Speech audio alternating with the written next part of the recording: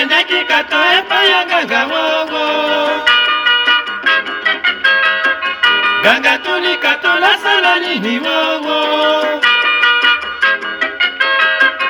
Kato alobi ganga poma maringo. Ooh. Hey, that's a very strong composition. This is a very strong composition. Very strong, a very popular song. This one was Tala Likambo ya Catalina. This song was composed by a very polished songwriter and vocalist. May God rest his soul in eternal peace. We are talking about Jean Munsi Diki. That was his real name, Jean Munsi Diki, but he had aliases. He was called Kwamy, La Cintula Lengasie. Jean Munsi Diki Kwamy, commonly just called Jean Munsi Kwamy. He was, of course, a very, very, very popular songwriter, very well established songwriter. He penned so many popular hits, and he talked about things that were happening in society, things that were obtaining in society, things that afflicted the society in his time, and by extension, the same things happened many years later. And so we are celebrating one of his compositions, Tala Likambo ya Catalina. But as always, in this production, I always, first of all, give you the profile, a short bio really of the artist before I translate the song. So the artist in question I've just told you is Jean Munsi Kwamy. Jean Munsi Diki, alias Kwamy La Cintula Lengasie. What a way to call himself, this guy. Now he was born in Kingambwa village in the municipality of Limete on the 27th of November 1939. So he was born in 1939, 27th of November. His father was called Jean Kabambala, while his mother was called Henriette Ngalie Mbuleme. That was the name of his mother. Now, unfortunately, Munsi was orphaned at a very tender age. He actually lost his parents and got orphaned at the age of 2. So that means that he was raised by his uncles, actually, I should say, Joseph Lingele and Salomo Diki. So these are the people that raised the young boy. So they took the young boy to school. He actually went up to finish secondary school and went ahead and trained as a teacher. So actually he had a diploma in education as a teacher. But let us just say that he preferred to do something different. He preferred to do music. And so that's why, much as he was a qualified teacher, and of course that means that by the standards then he was very well learned, and that actually explains why he had very serious compositions, our man of the moment. So because he had a very strong interest for music, he would frequent entertainment joints where the likes of Franco Luambo Luanzo Makiadi and Table Rochero and other artists were doing their thing. So he would actually go and enjoy their live performances and things like those. So he, of course, already identified with the Francolambo Lanzo Makedi, with the Mujos Mulamba, with the Rochero, and even Grakale, Joseph Kabasele. And so he began his music, of course, singing in small outfits in his municipality of Nairingiri. So this is where he was raised. Now, the first band that he joined, what I would now say professional band, was actually African Jazz of Grakale Kabasele. So he was there for a short period of time until something happened in OK Jazz. Grand Calais poached, if you will, Vicky Longomba from OK Jazz, and so there was therefore a slot there. Franco retaliated by by in turn poaching Jan Munsi Kwamy to OK Jazz. Of course, it was a bit of a tug of war between the two houses, but let's just say that Kwamy joined OK Jazz. Perhaps you might want to know, why was he calling himself Kwamy? Why was he called Kwamy? Now that's because he was educated. He knew the history and the struggles for independence across Africa. He particularly liked President Kwame Nkrumah of Ghana, and because he identified with many of his revolutionary ideas, that's how he called himself Kwamy, of course from Kwame. And as such, he was a revolutionary. If he joined bands and did not like whatever was happening in those bands, he was free-spirited. He would actually quit and join other bands. That explains why in his short stay on earth and in the music industry, he worked with African jazz, he worked with the Star Jazz, OK Jazz, African Fiesta, African Sukisa, Orchestre Revolution, African Team, Somo Somo, Orchestre Veve, Bantu de la Capitale. But of course, he crowned that career at Afriza International. A very good composer, very good singer, sang about songs that affected society directly.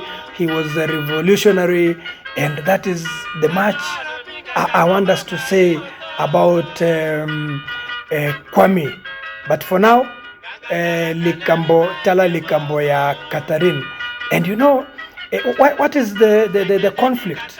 Because music addresses a number of things, including conflict in society. So in this case, there are two women that are fighting for the same man. Now the two women, one of them is called Catherine, of course. The other one is called Marie. So what happens between Catherine and Marie is what I want to tell you in the song Tala likambo ya Catherine. What a song this one! Tala likambo ya Catherine gogo. Tala likambo ya Catherine. Look at the issue of Catherine. So likambo is an issue or is a problem? Okay, it's an issue or a problem. So he says Tala likambo ya Catherine. Look at this issue of Catherine. Or look at this problem of Catherine. But what is the problem?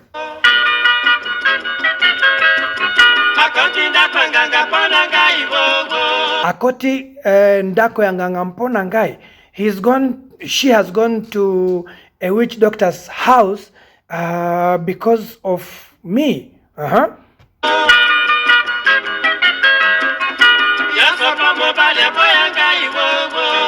Nyoso mpo mobali aboya ngai. All this is so that this man can reject me, can drop me, can refuse me.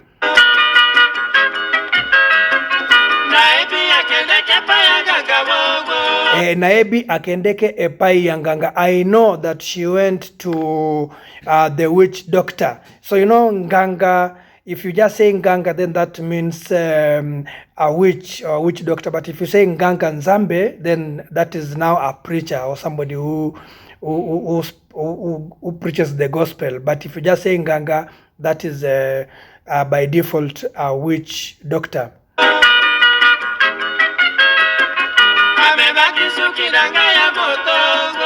Amemaki suki nanga ya moto, you know, and as she went to the witch doctor, she carried hair. She carried my hair from, of course, from my head.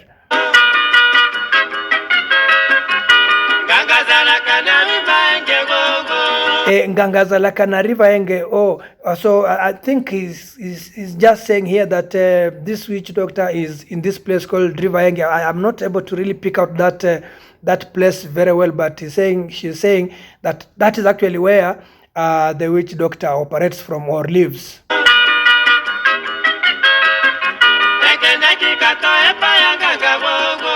Ekendeki kato epai yanganga. So Kato went to the witch doctor's place. So Kato is the short form of Catherine. So Kato went to the witch doctor's place.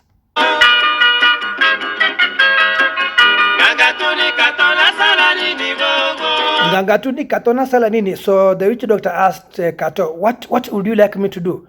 What do you want me to do?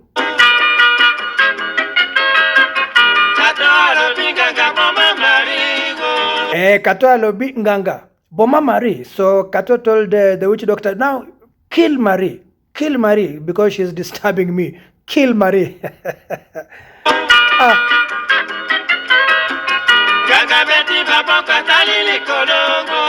Nganga abeti maboko atalili kolo. So the witch doctor, clapped his hands and looked up in the sky and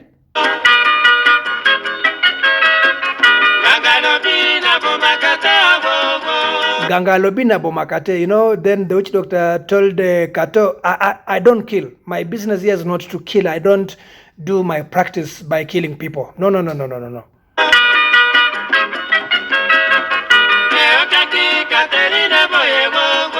Eyoka ki Katerina boye. Oh, so Kato heard what the witch doctor said, that I don't kill. No, in my practice, I do other things other than killing. So Katerina heard that.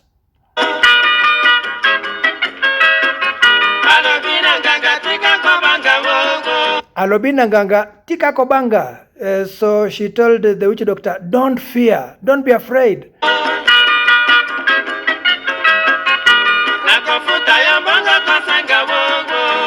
Nakofuta yo mbongo kosenga. I'll pay you the kind of money that you will request from me. So what you have to do is to kill Marie. I'll pay you at whatever cost. I am ready.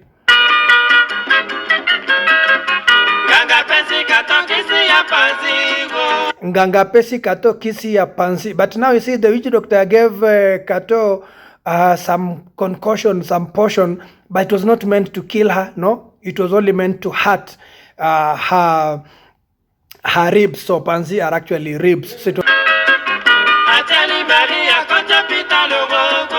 Atieli Marie akoti lopitalo. So Kato sneaked that portion, that concoction into, let's say, Marie's food, and so Marie ate the food, and so the ribs began aching her, so she had to be admitted.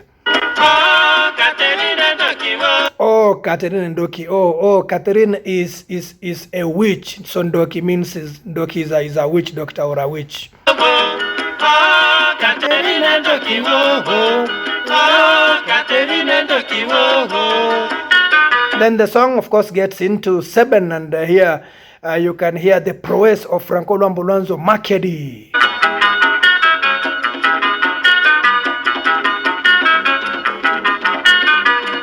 So I want to skip this part and then go to the other part where Franco causes some drama here, and I'm going to put that into proper context. So listen to that. So he starts doing something.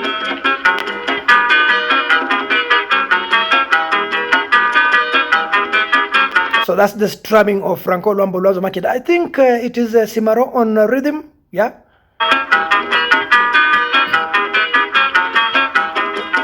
Oh, now listen to that. Listen to that. I'm not able to translate it because it's not done in Lingala, but I just like what Franco himself was doing at this point in time.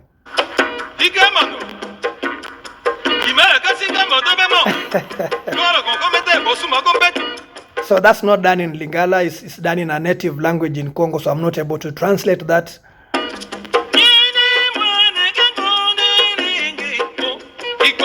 Now, I bring you something else. Do you remember Suku Stars? They did something in Dali Kimoko had an album, I think by the name Keen Night, and the lead song on that album was actually Keen Night itself, and this part was stolen from Franco's song. Yes, that came from the OK Jazz song.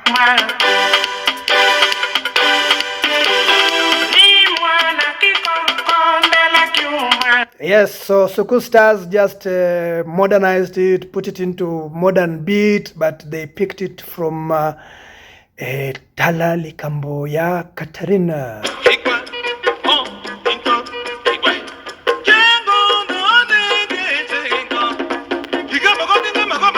That is Luambo Luazo Makeda himself now there.